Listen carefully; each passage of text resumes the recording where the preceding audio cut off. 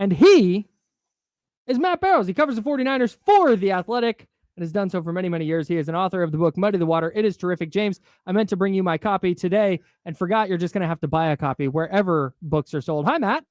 Oh, hi, guys. What's going on? Hey. Oh, just hanging out. Talking a lot of Eddy Pineiro talk today. Eddie just Money. getting dialed. I saw his nickname on Football Reference is Eddie Dinero. And that's really good. That's really, really a rock solid nickname. Matt Barrows, thank you so much for making time today.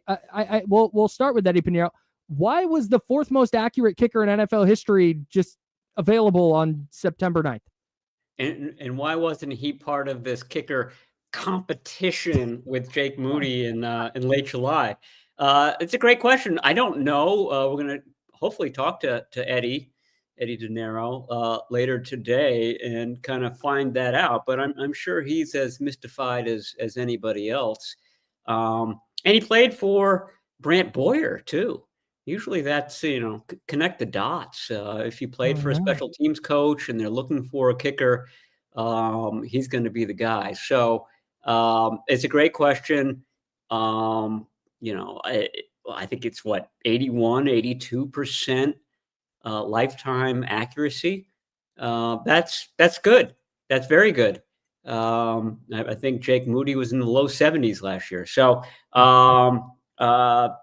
that should be a sort of bonus for this team going into what could be, probably will be a close game, a close series of games against their next few opponents. 88.1%, by the way. I'm sorry, 88.1. Even better. I'm going to spend the weekend. I'm taking a couple of days off here. I'm going to spend the weekend reading Muddy the Water, Matt. Just so you know. Come on. Yeah. Good way to Everybody envies you. Yeah, that's what's happening. That's what I'm doing. How did we get here with the Moody situation being so odd? Kyle and I have discussed it a ton here. Like, look, Kyle Shanahan is a very conservative coach when it comes to, going forward on fourth down and needing a kicker. And then he sort of put all of his chips into a losing hand, and he kept doing it. So I'm just wondering, why did it take this long? And, even like week 1 of the NFL season, he almost cost them a game. Mm-hmm. And it's a little crazy. So what are your thoughts on that? This is just my speculation, but my thought is that they felt that by drafting the best kicker to come out of the college game in the last decade, and there's pretty much consensus on Jake Moody being that they wouldn't have to worry about kicker for a long time. Let's just we've got these 3 late round picks. This was the 23 draft.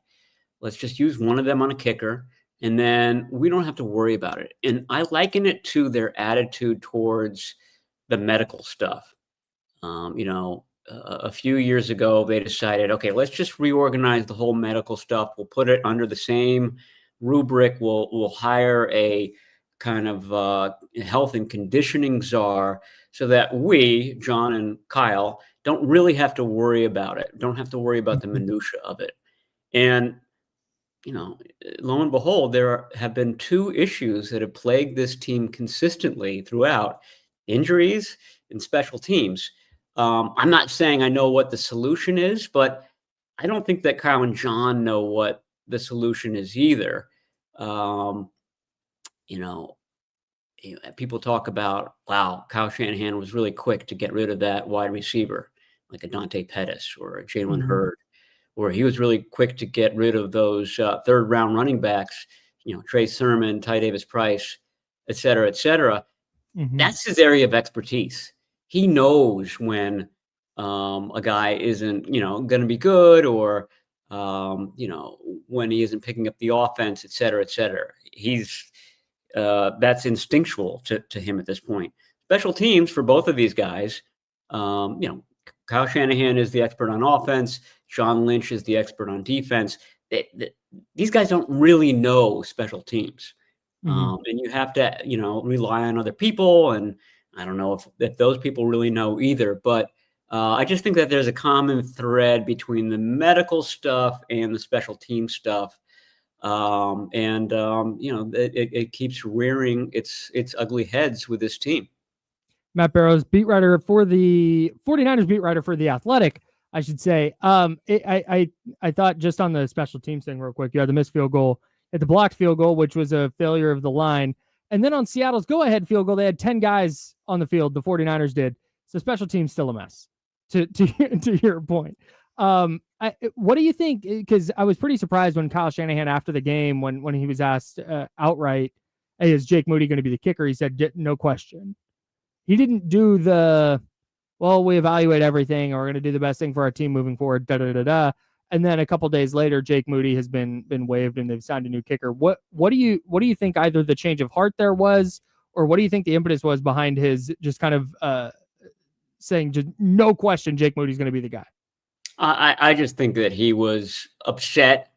And sometimes when that happens, I remember a game in Chicago to open the season where Trey Lance started, and, Trey Lance ran a lot. And, when he's sort of questioned about various things, and Moody has been a frequent question, he'll just kind of revert into stubborn mode. And I think that's all that was. He later sort of conceded later in that same press conference, okay, maybe it'll be something that we discuss. But right now, my instinct is that he's going to stay, because that's what his line had been prior to that.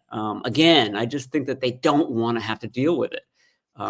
They had Robbie Gould in the very beginning, and they didn't have to worry about big kicks. They didn't have to worry about extra points, et cetera, et cetera.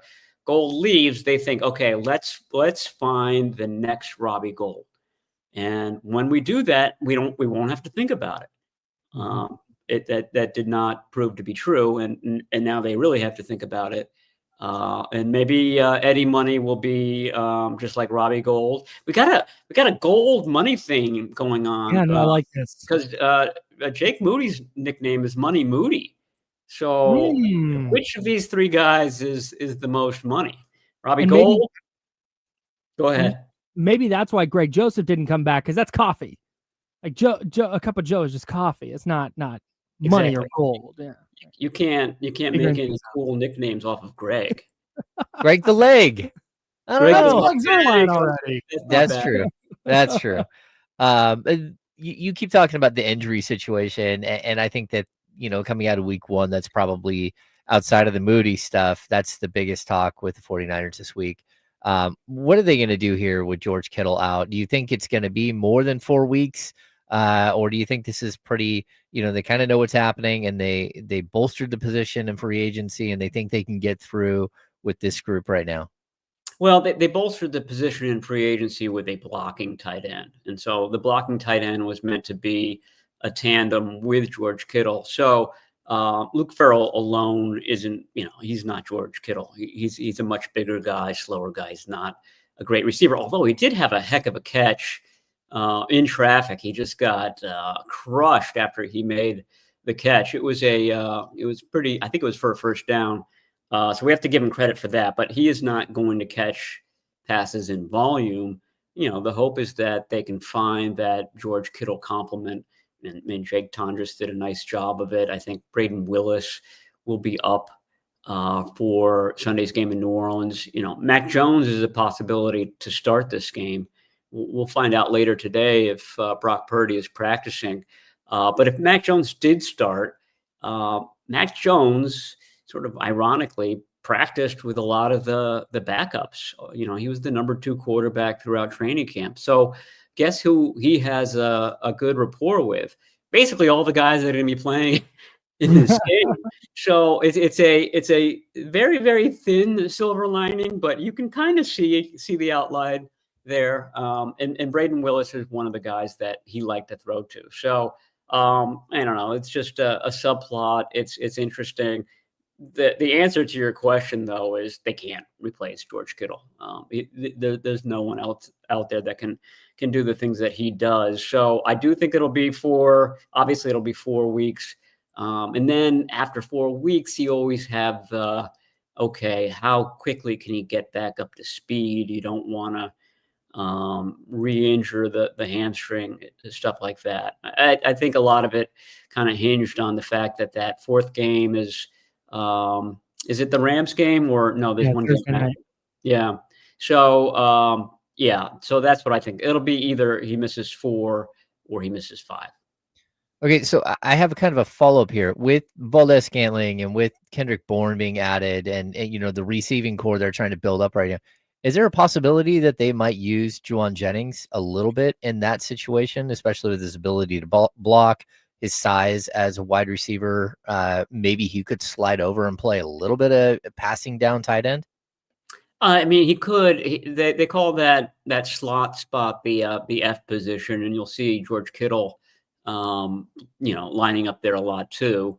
It allows that player to block a lot because he's closer to the formation. But if Juwan Jennings is healthy, he's your X receiver, so he's your best receiver. So I just don't know. I mean, I guess there are a lot of ways to mix and match it, but I don't think that they would take away their best wide receiver at this point and have him playing tight end downs. Talking with Matt Barrows, covers the 49ers for The Athletic. Matt, real quick, do you expect Kendrick Bourne to A, suit up on Sunday and B, play quite a bit in that third receiver role? Juwan Jennings' shoulder injury, it makes him iffy. Again, he'll be somebody to look for in today's practice, but it's very possible that he doesn't play on Sunday. And I think if Juwan Jennings isn't out there, then yeah, I think Kendrick Bourne will be in uniform and he'll get a lot of snaps.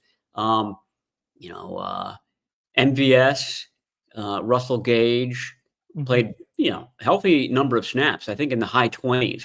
28 Sky for Moore, 27 for MVS. Yeah. Yeah. Sky Moore played 3, not as much. None of those guys got targeted.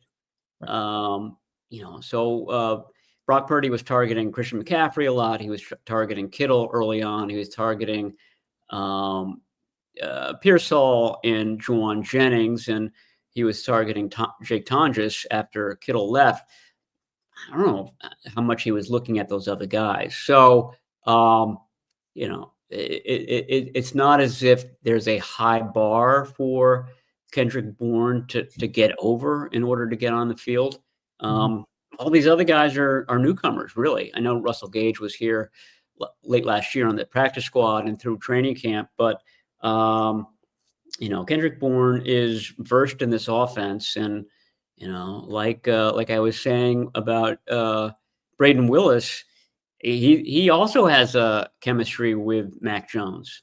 They played together in New England. In fact, Jones's best season was his rookie season. And I think Kendrick Bourne had 800 yards that year. So that's another possible connection, another possible reason why Kendrick Bourne might see a lot of snaps. Matt, you're one of the very best doing it. You can read him at The Athletic. Thank you so much for hopping on with us, and we'll do this again soon. Muddy the Waters is the book. He's the author of that along with his sister. You can get it wherever you get your books now. Matt, thank you so much. She didn't do much. She didn't do much. Her name is on the book. She gets the writing credit. All right. Anytime, guys. Talk to you soon. Thanks, everybody. See ya. Matt Barrows.